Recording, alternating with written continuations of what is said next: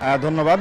এই যে ত্রয়োদশ জাতীয় সংসদ নির্বাচনের জমজমাটভাবে কিন্তু এই ভোট গ্রহণ চলছে। এখন আমি আছি খুলনা 5 আসনের ঠিক শ্রীনাথ মাধ্যমিক বিদ্যালয়ের যে কেন্দ্রটি রয়েছে, এই কেন্দ্রে আছি। কিছুক্ষণ আগে এখানে জামাত মনোনীত যিনি প্রার্থী খুলনা 5-এর মিয়া গোলাম পরোয়ার, তিনি এই কেন্দ্রটি পরিদর্শন করেছেন। এবং এখানে আমরা কিন্তু যারা সাধারণ ভোটার আছেন তারা কিন্তু বেশ আনন্দ প্রকাশ করছেন। কেউ কেউ বলছেন যে ঈদের খুশি, কারণ 17 বছর পর আবারও তারা প্রাণবন্তভাবে তাদের ভোটাধিকার প্রয়োগ করতে পারছেন এবং তারা আশা করছেন যে তাদের পছন্দের প্রার্থীকে তারা বাছাই করতে পারবেন এবং দেশ নিয়ন্ত্রণে অর্থাৎ দেশের নেতৃত্বে আসবে এমন একজন যোগ্য মানুষ, এমনটাই কিন্তু তারা জানিয়েছেন। এখানে নিরাপত্তা ব্যবস্থার যে বিষয়টি আমরা লক্ষ্য করেছি যে পুলিশ সদস্য আনসার যারা এখানকার দায়িত্বে রয়েছেন, প্রিসাইডিং অফিসার, তারা বেশ সক্রিয়ভাবে তাদের দায়িত্ব পালন করছেন। তবে আমরা সেনা সদস্য এমনকি বিজিবি নৌবাহিনীর সদস্য তাদেরকেও কিন্তু আমরা বিভিন্নভাবে দেখেছি যে এই এলাকা ভিত্তিক টহল পরিচালনা করতে, কোনোভাবেই যেন নিরাপত্তা ব্যবস্থা মানে নিশ্চিত কোনোভাবেই যেন কোনো রকম বিশৃঙ্খলা না হয় সে বিষয়টি নজরে রেখেই কিন্তু প্রশাসন তাদের কার্যক্রম চালিয়ে যাচ্ছেন।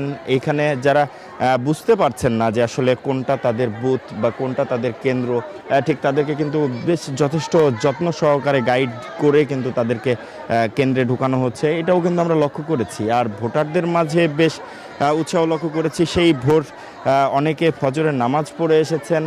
এখনও আমরা দেখছিলাম যে বেশ দীর্ঘ লাইন সারি করে কিন্তু দাঁড়ানো, অনেক বৃদ্ধ বয়স্ক মানুষও কিন্তু এই লাইনে দাঁড়িয়েই তাদের ভোটাধিকার প্রয়োগ করছেন। তাদের মধ্যে কিন্তু কোনো রকম অভিযোগ, একটা মজার বিষয় যে এত তীব্র রোদের তীব্রতা, গরমও বেশ ভ্যাপসা গরম মনে হচ্ছে, কিন্তু তারপরও সকলে কিন্তু বেশ উৎসাহ নিয়ে এই লাইনে দাঁড়িয়ে আছেন এবং তারা বেশ আগ্রহ সহকারে দাঁড়িয়ে আছেন তারা তাদের ভোটাধিকার প্রয়োগের ক্ষেত্রে। আমরা ছোট বাচ্চাদেরকেও আসতে দেখেছি, তারা পরিবারের সাথে এসেছে, তারা দেখতে এসেছে, তাদের মধ্যেও বেশ উচ্ছ্বাস আমরা দেখতে পাচ্ছি।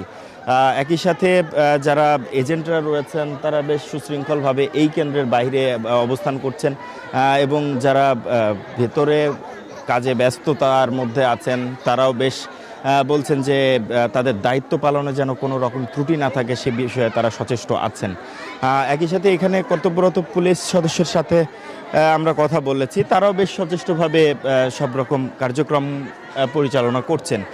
তো এই খুলনা 5 আসনের এখন বর্তমান যে ভোট গ্রহণের অবস্থা সেটি সম্পূর্ণ বেশ আনন্দমুখর পরিবেশে চলছে।